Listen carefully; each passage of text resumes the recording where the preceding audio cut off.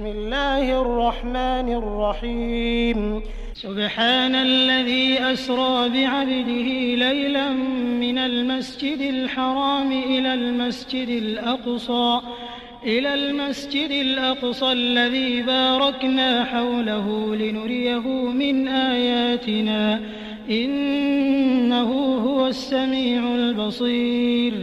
وآتينا موسى الكتاب وجعلناه هدى لبني إسرائيل ألا تتخذوا من دوني وكيلا ذرية من حملنا مع نوح إنه كان عبدا شكورا وقضينا إلى بني إسرائيل في الكتاب لتفسدن في الأرض مرتين ولتعلن علوا كبيرا فإذا جاء وعد أولاهما بعثنا عليكم عبادا لنا أولي بأس شديد فجاسوا خلال الديار وكان وعدا مفعولا ثم رددنا لكم الكرة عليهم وأمددناكم بأموال وبنين وجعلناكم أكثر نفيرا إن أحسنتم لأنفسكم وإن أسأتم فلها فإذا جاء وعد الآخرة ليسوءوا وجوهكم وليدخلوا المسجد كما دخلوه أول مرة وليتبروا ما علوا تتبيرا عسى ربكم أن يرحمكم وإن عدتم عدنا وجعلنا جهنم للكافرين حصيرا إن هذا القرآن يهدي للتي هي أقوم ويبشر المؤمنين الذين يعملون الصالحات أن لهم أجرا كبيرا وأن الذين لا يؤمنون بالآخرة أعتدنا لهم عذابا أليما ويدعو الإنسان بالشر دعاءه بالخير وكان الإنسان عجولا وجعلنا الليل والنهار آيتين فمحونا آية الليل وجعلنا آية النهار مبصرة لتبتغوا فضلا من ربكم ولتعلموا عدد السنين والحساب وكل شيء فصلناه تفصيلا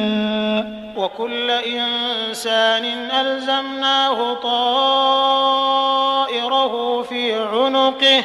ونخرج له يوم القيامة كتابا يلقاه منشورا اقرأ كتابك كفى بنفسك اليوم عليك حسيبا من اهتدى فإنما يهتدي لنفسه ومن ضل فإنما يضل عليها ولا تزر وازرة وزر أخرى وما كنا معذبين حتى نبعث رسولا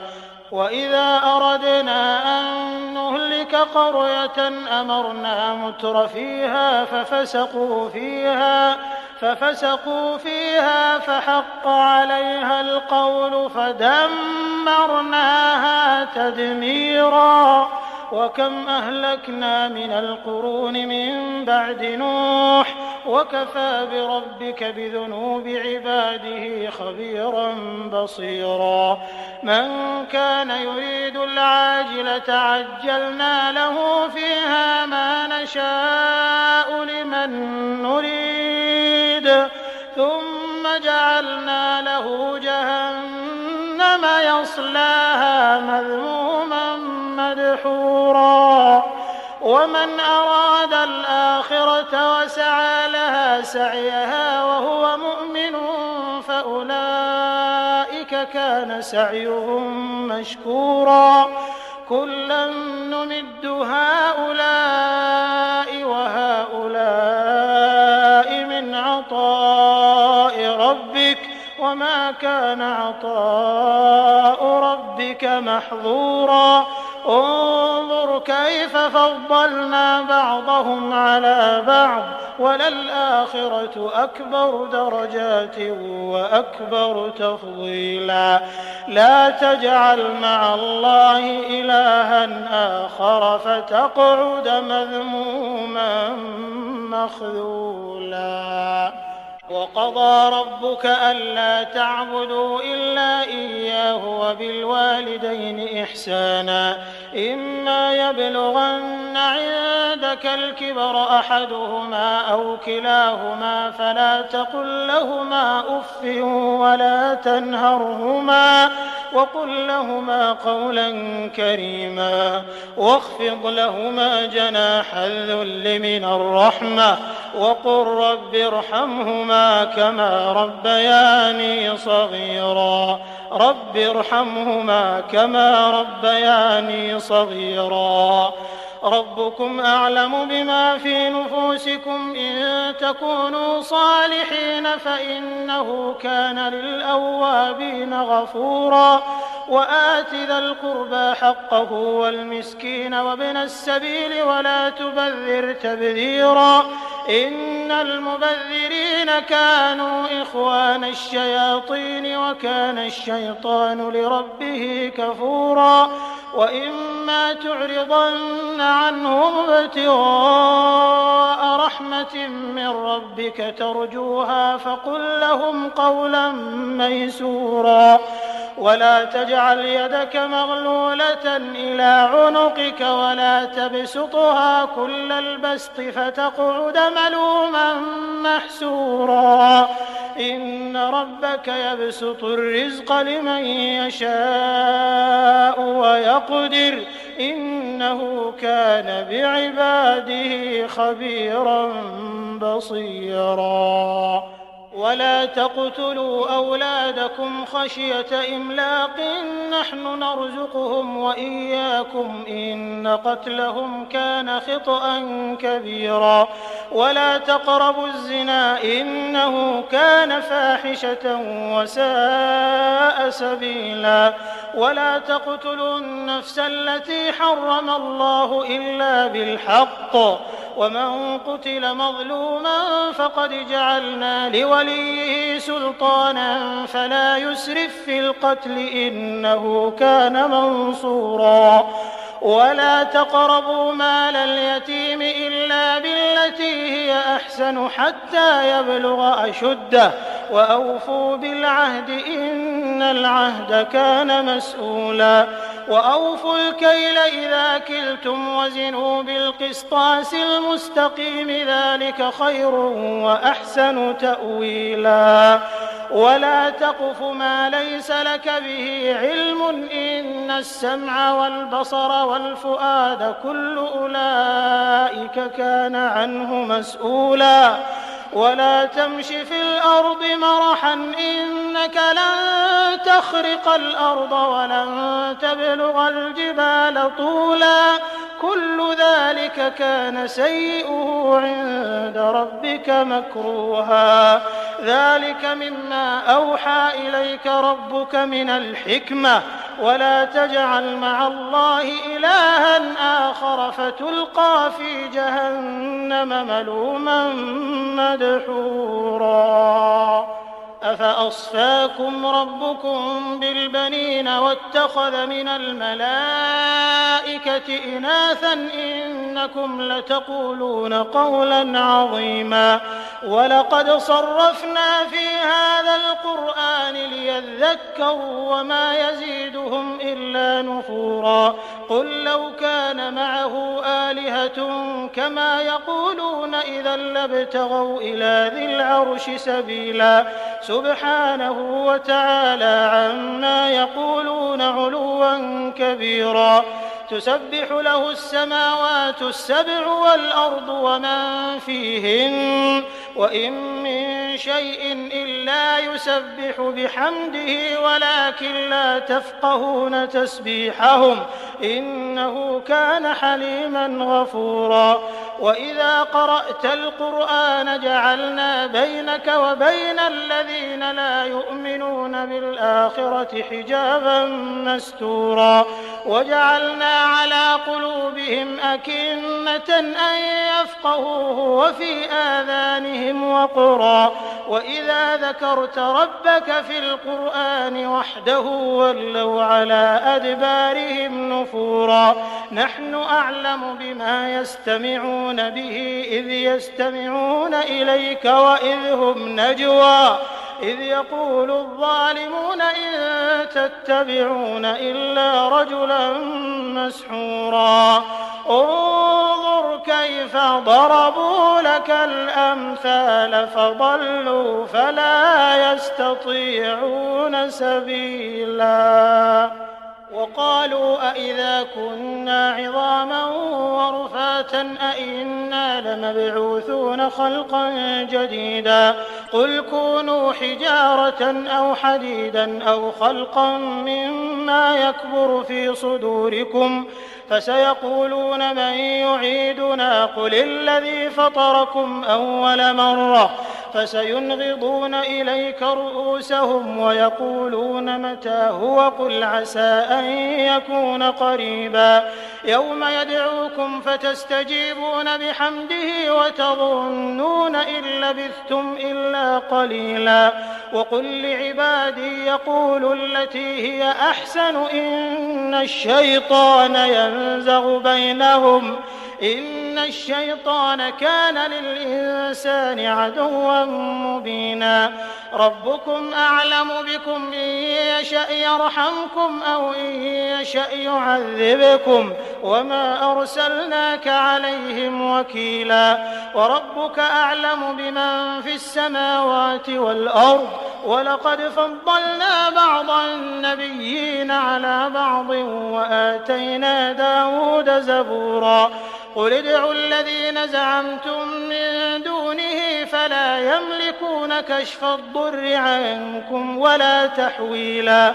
أولئك الذين يدعون يبتغون إلى ربهم الوسيلة أيهم أقرب ويرجون رحمته ويخافون عذابه إن عذاب ربك كان محذورا وإن من قرية إلا نحن مهلكوها قبل يوم القيامة أو معذبوها عذابا شديدا كان ذلك في الكتاب مسطورا وما منعنا أن نرسل بالآيات إلا أن كذب بها الأولون وآتينا ثمود الناقة مبصرة فظلموا بها وما نرسل بالآيات إلا تخويفا وإذ قلنا لك إن ربك أحاط بالناس وما جعلنا الرؤيا التي أريناك إلا فتنة للناس والشجرة الملعونة في القرآن ونخوفهم فما يزيدهم إلا طغيانا كبيرا وإذ قلنا للملائكة اسجدوا لآدم فسجدوا إلا إبليس قال أأسجد لمن خلقت طينا قال أرأيتك هذا الذي كرمت علي لئن أخرتني إلى يوم القيامة لأحتنكن ذريته إلا قليلا قال اذهب فمن تبعك منهم فإن جهنم جزاؤكم جزاء موفورا واستفزز من استطعت منهم بصوتك وأجلب عليهم بخيلك ورجلك وشاركهم في الأموال والأولاد وعدهم وما يعدهم الشيطان إلا غرورا إن عبادي ليس لك عليهم سلطان وكفى بربك وكيلا ربكم الذي يزجي لكم الفلك في البحر لتبتغوا من فضله إنه كان بكم رحيما وإذا مسكم الضر في البحر ضل من تدعون إلا إياه فلما نجاكم إلى البر أعرضتم وكان الإنسان كفورا أفأمنتم أن يخسف بكم جانب البر أو يرسل عليكم حاصبا ثم لا تجدوا لكم وكيلا أم أمنتم أن يعيدكم فيه تارة أخرى فيرسل عليكم قاصفا من الريح فيغرقكم بما كفرتم ثم لا تجدوا لكم علينا به تبيعا ولقد كرمنا بني آدم وحملناهم في البر والبحر ورزقناهم من الطيبات وفضلناهم على كثير ممن خلقنا تفضيلا يوم ندعو كل أناس بإمامهم فمن أوتي كتابه بيمينه فأولئك يقرؤون كتابهم ولا يظلمون فتيلا ومن كان في هذه أعمى فهو في الآخرة أعمى وأضل سبيلا وإن كادوا ليفتنونك عن الذي أوحينا إليك لتفتري علينا غيره وإذا لاتخذوك خليلا ولولا أن ثبتناك لقد كدت تركن إليهم شيئا قليلا إذا لأذقناك ضعف الحياة وضعف الممات ثم لا تجد لك علينا نصيرا وإن كادوا ليستفزونك من الأرض ليخرجوك منها وإذا لا يلبثون خلافك إلا قليلا سنة من قد أرسلنا قبلك من رسلنا ولا تجد لسنتنا تحويلا أقم الصلاة لدلوك الشمس إلى غسق الليل وقرآن الفجر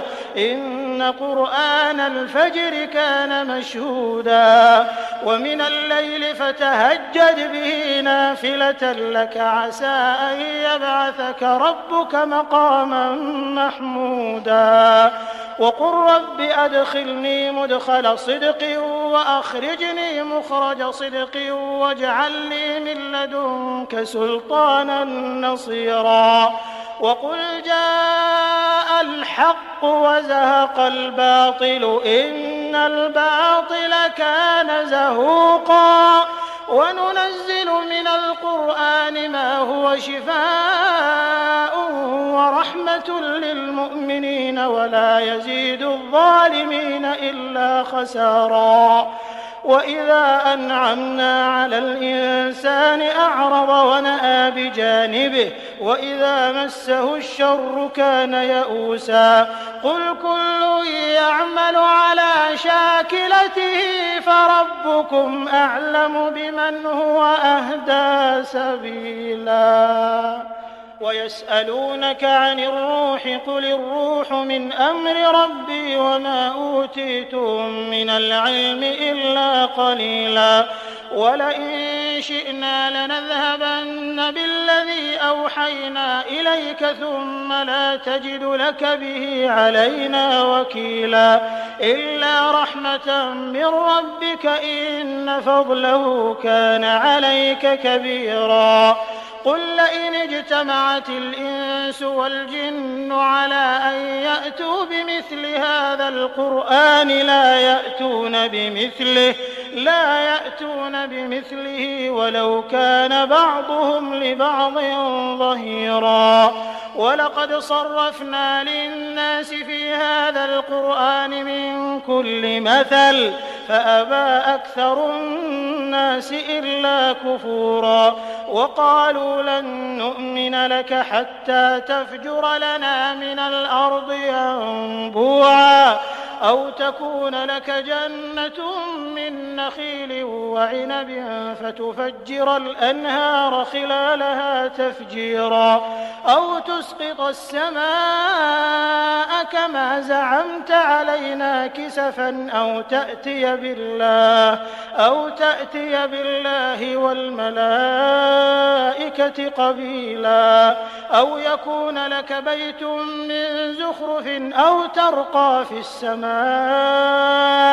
ولن نؤمن لرقيك حتى تنزل علينا كتابا نقرأه قل سبحان ربي هل كنت إلا بشرا رسولا وما منع الناس أن يؤمنوا إذ جاءهم الهدى إلا أن قالوا أبعث الله بشرا رسولا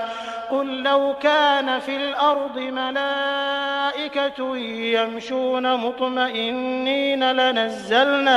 لنزلنا عليهم من السماء